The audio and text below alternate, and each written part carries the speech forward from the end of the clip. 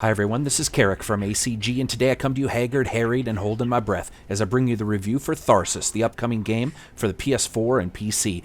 Tharsis is a game telling the tale of astronauts on possibly the worst-built, most ill-fated spaceship this side of gravity. In Tharsis, you try to get your ship to Mars with the most crew alive, and probably the least amount of people eaten. So join me in the crew of the USS Lowest Bidder in this game of watching people perish in every conceivable way. As always, if you like the video, maybe subscribe.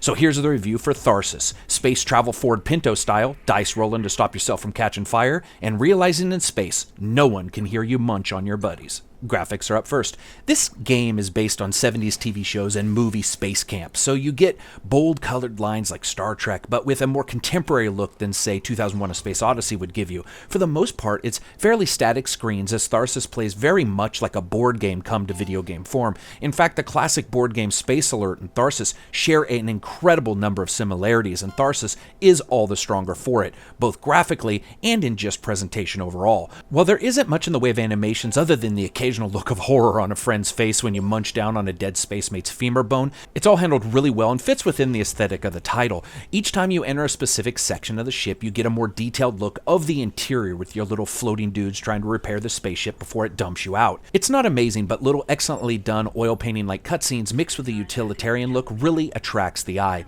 One aspect that simply has to be lauded is the use of various keyboards and computers in rooms that show what working in zero gravity would be like. With everyone shoved into a room, some upside down, some sideways, it gives a real feeling of these interiors, at least having some kind of research done. Truly, a game like this is going to hinge on its UI and its overall board-like presentation, and I liked it a lot.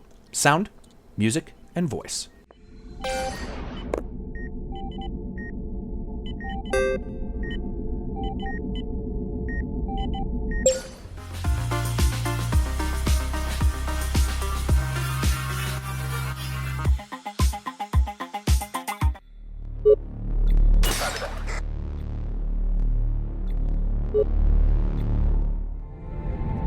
But when we finally came,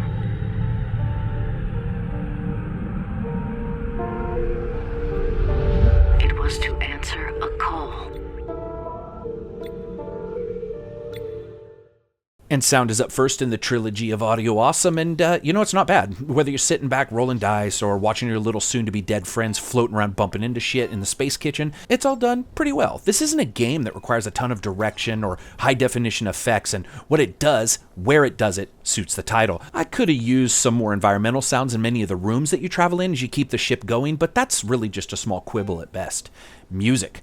I love it. It's just really good. Sometimes crunchy, sometimes full-on ambient space techno. The soundtrack was at times actually sort of moody and other times grabby as hell, with occasional dance beat style music mixing in with the more atmospheric tracks that you listen to. At first I actually thought it was going to be an odd collection, but in the end I really dug it, even if it's the sort of an upbeat mentality that you wouldn't expect in the somber mood of this title. Voice. There's very little. What is there is done within the cutscenes and done well, though after your 20th game, you're going to be skipping those as quickly as you can. It's good voice acting for what's needed, but there isn't much there.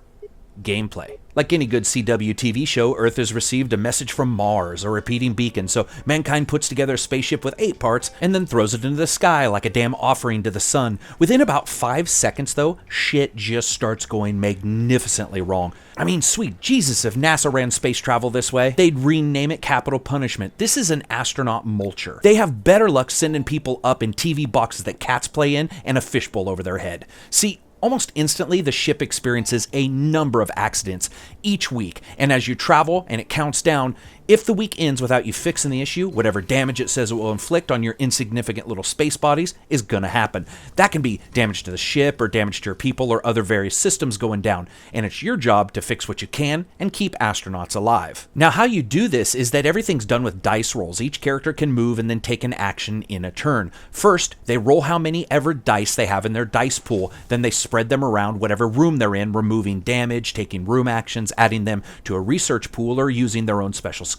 Room actions include things like health recovery in the med bay, or growing food in the poop reusalator, or as NASA calls it, hydroponics section, or just dropping the dice into the repair box to do some fixing for the damage in that room. Class actions are things like repairing the ship or healing up, depending on the class that you are. Then there's the research sections, where you can also place dice you have rolled for doing research and getting special one-use abilities like healing the ship or your people or growing extra food or taking crank. Yeah, I'm not joking about that, because apparently in Tharsis, taking crank means you can't take any damage. I think that's actually PCP, but let's not quibble. However, whenever there's room damage, there is a risk to your character, and that is represented by certain dice rolls being represented as risk. For example, you may enter the medical bay, and the game will warn you that if you roll a 2 or a 3, that'll result in stasis, meaning those dice can't be re-rolled if you have that ability, or void, where the dice disappears, or injury, which hurts your astronaut that's inside. Honestly, it can be a bit cumbersome at first, as every character has their own skills, the room will have its own actions you can take, the possible room damage may warn you against rolling the very numbers you actually want for your research pool, and so on. Additionally, moving through damaged areas to ones more requiring of attention can hurt you, as you may want your character with a bunch of rolls available to move through a smaller damage section to one that is more significantly damaged. So there's a lot of little idiosyncrasies going on in this title. Now, the hints will try to tell you that stopping an accident before damage can happen may not be the best bet, as you may find it more useful to go to a place and roll your dice there to take the room's action versus stopping a couple points of damage. But this is a spaceship with 4 starting hit points. 4. Yeah, somehow you got the only spaceship made from paper mache and baby tears. Now, on the surface, it does make sense to keep your dudes alive so they can heal the ship. But with the way the game works, sometimes what good is it to have people alive just holding onto the wreckage of the good ship fall apart as they burn up entering orbit somewhere? I can't say it worked better than anything else.